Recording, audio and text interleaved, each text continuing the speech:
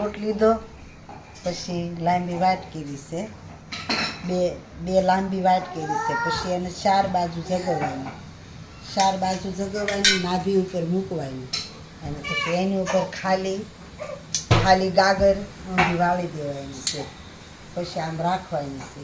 એટલે હવે 5 મિનિટ 10 મિનિટની વાર લાગશે. એ ગાગર સોટી જાય છે, હમણાં ઉસકશે, પછી નાભી ઊંચી થશે. હમણાં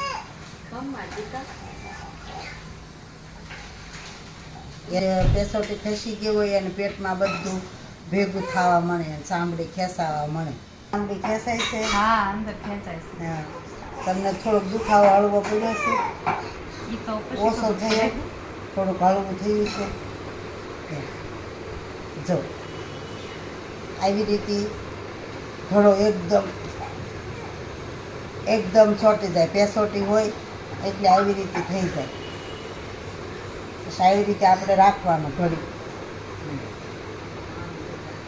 થોડીક વાર રાખી પછી પાછી ટ્રાય કરવાની. ઘડો ઉસકે નહીં. આવું કેટલી વખત કરવાનું? આવું 4 વાર કરવાનું.